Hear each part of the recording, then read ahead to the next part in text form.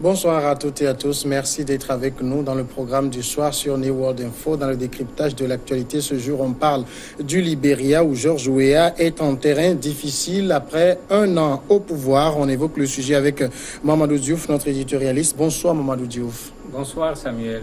George Weah, le président libérien en terrain difficile, on l'évoque. Ellen Johnson Sirleaf avait rêvé d'une loi. George Weah l'a fait, mais comme pour le reste du programme du président libérien, l'application de la loi sur la propriété de la terre adoptée pendant sa première année de mandat bute sur de difficultés financières. C'est à George Weah, deuxième président indigène du pays, c'est-à-dire n'appartenant pas à l'élite américano-libérienne, descendant d'esclaves affranchis, monopolisant le pouvoir depuis 170 ans, qu'est revenu le privilège de promulguer en septembre la loi sur la propriété de la terre, mais une loi qui, pour l'appliquer, a besoin de ressources financières et c'est tout ce qui manque aujourd'hui au Libéria. D'abord, Mamadou Diouf, les 1 an de George Weah à la tête du Libéria, est-ce que ça a été ce que lui-même, il rêvait que cela soit? Certainement pas. Certainement pas, puisque quand on regarde ce qui se passe en général, quand on est en situation d'opposition, on n'est pas dans la réalité du pouvoir. Donc facilement, comme on le voit dans les campagnes électorales, je vais régler la question du chômage des jeunes, je vais donner des emplois, je vais. Quand on vient dans la réalité du pouvoir, quand je dis la réalité du pouvoir, c'est pas les investitures et autres, c'est quand on fait les passations. Jusqu'à ce qu'on ait maintenant les choses en main, on se rend compte que les ambitions qu'on a, la volonté qu'on a, on n'a pas toujours les moyens de réaliser ce qu'on veut. Et très certainement, c'est ce qui est arrivé, puisque un de ses proches disait que la volonté est là, mais les moyens ne sont pas là. Et cette réalité du pouvoir, il l'a constaté lui-même dans une interview quand on lui a dit « mais comment vous allez faire ?» Il a dit « il y a des problèmes de moyens », on lui a demandé de s'expliquer. Il dit au niveau de la caisse de la présidence, quand il est arrivé, il a trouvé $53. Vous imaginez, ça veut dire qu'on se disait le pays, le budget, etc.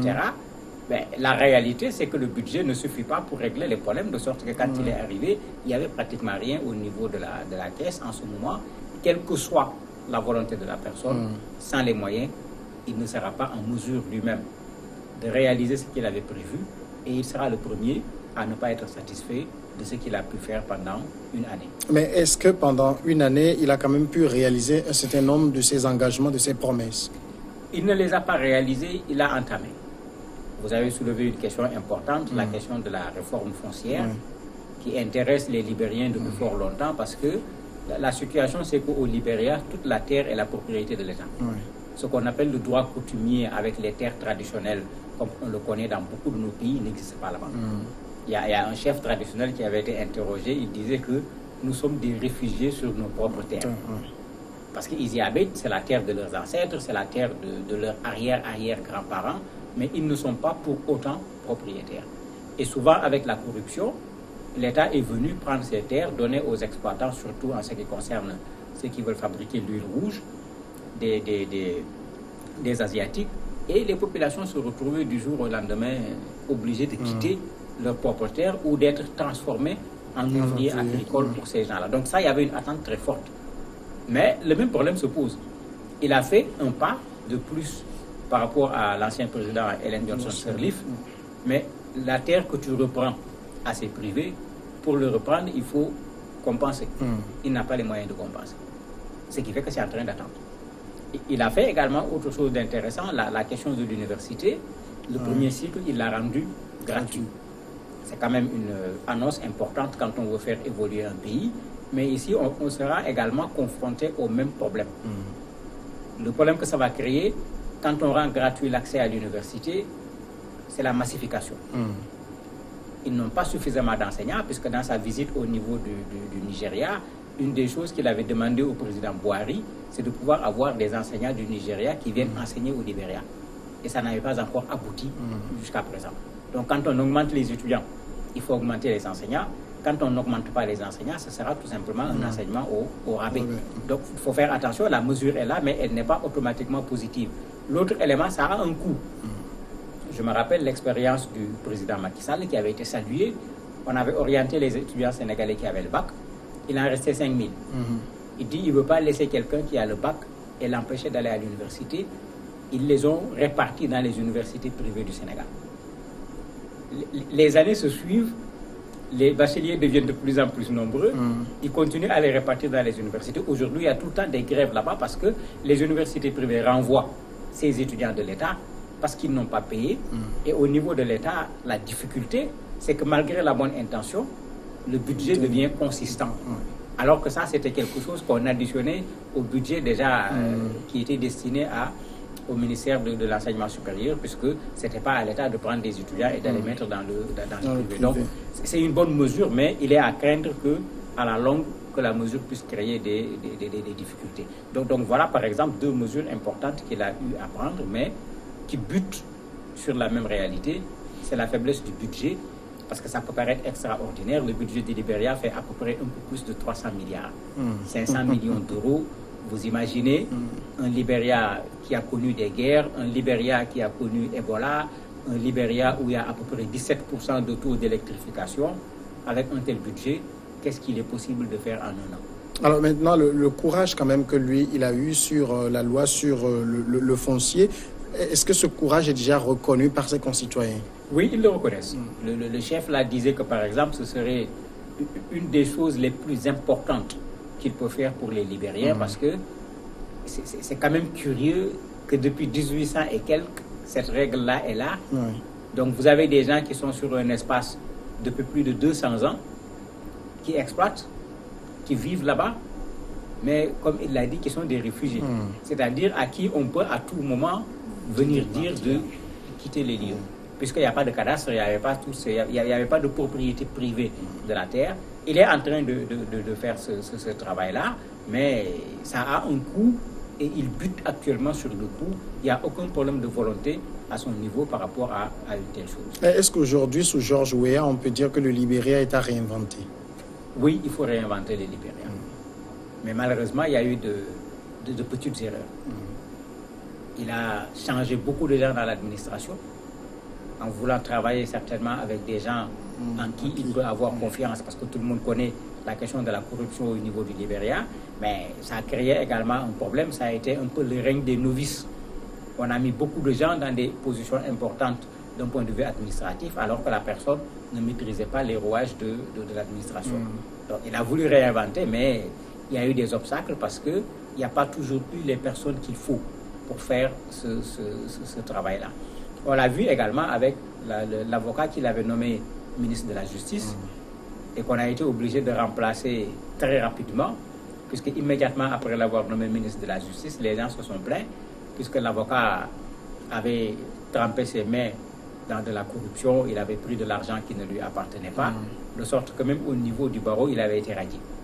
Les gens ont dit que non, celui-là ne peut pas être ministre de la Justice dans ces conditions. Donc il est en train de vouloir effectivement réinventer le Libéria, mais il ne peut le faire qu'avec la réalité qui est sur place. Et on le voit déjà dans certaines actions où la volonté était là, mais la réalité du terrain l'empêche de faire ce que lui-même, il veut véritablement faire pour ce pays. On a vu quand même les 2 mandats d'Ellen Johnson Sirleaf, surtout son second mandat avec la gestion du virus Ebola, qu'elle a su quand même gérer d'une manière magistrale.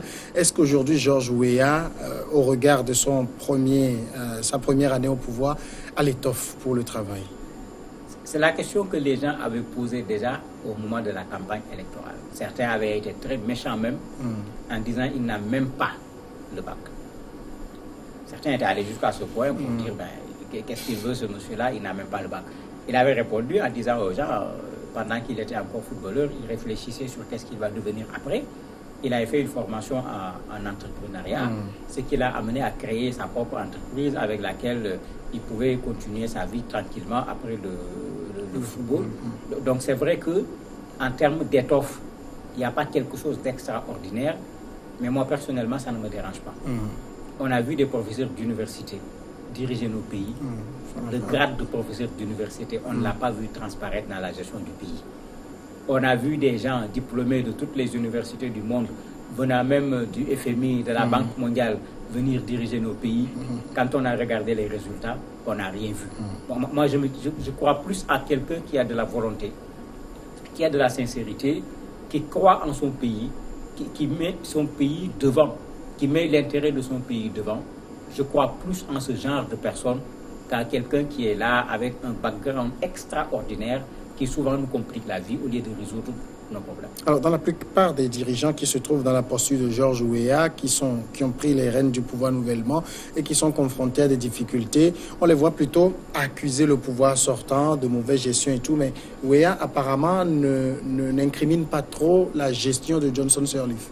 Non, ça n'allait pas être facile aussi parce que faut pas oublier que l'ancien président est venu prendre un pays qui sortait d'une guerre qui a fait 250 000 morts. Malheureusement, après cette guerre, elle a dû encore gérer le virus Ebola. De sorte que jusqu'à aujourd'hui, on reconnaît à cette dame d'énormes efforts qui ont été fournis, mais dans un contexte qui a été extrêmement difficile. De sorte que quand on regarde les résultats ne sont pas à la hauteur des efforts qui ont été fournis. Donc, s'il faut vouloir se baser sur ça, pour dire ça ne marche pas, parce que l'ancien régime avait fait ci ou l'ancien régime avait fait ça, il faut que le président actuel puisse avoir des éléments clairs pour le faire. La seule chose qui a été reprochée à l'ancien régime, c'est surtout la question de la corruption, parce que même la loi sur la réforme foncière, elle avait voulu, elle aussi, faire en sorte que cette loi rentre en application, mais elle n'avait pas réussi à le faire avec son deuxième mandat. Donc accuser l'ancien régime ne suffira pas. Non seulement ça ne suffira pas, mais quand on vient au pouvoir, il ne s'agit plus de dire qu'est-ce que l'autre avait fait, mais il s'agit de montrer qu'est-ce qu'on a fait.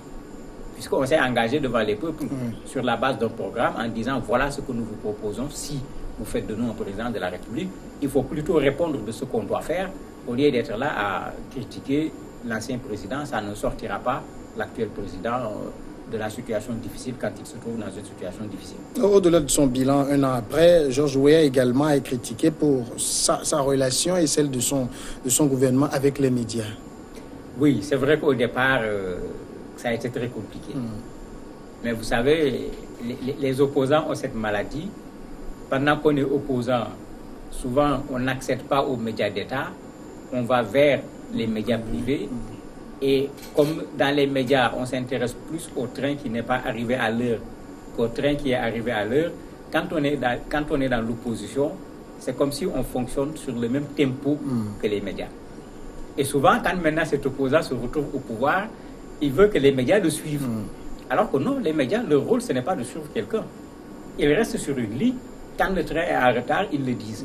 Donc très rapidement, les médias ont effectivement commencé à critiquer un certain nombre de choses au niveau de la gouvernance du président Weah. Parmi ce qui a été critiqué, Weah a choisi comme vice-présidente la femme de l'ancien président Taylor. Bon, quand on parle de cette guerre de 250 000 morts, ben, quand on dit la femme de Taylor, mais c'était les pieds et les mains dedans. Donc ça, les médias ne l'ont pas raté sur cette question-là. On sait qu'également, pour être élu, il s'est fait accompagner par un chef de guerre bien connu. Tout ça, les gens n'ont pas gobé. Et ce n'est pas seulement les médias, même au niveau de la société civile, ceux qui se disaient que bon, ce n'est pas un politicien en tant que tel, donc il va amener autre chose. Quand ils ont vu ce genre de comportement, les gens ont commencé à critiquer. Et malheureusement, au départ, il y a eu une réponse sous forme de menaces par rapport aux médias, mais les choses sont rentrées progressivement dans l'ordre.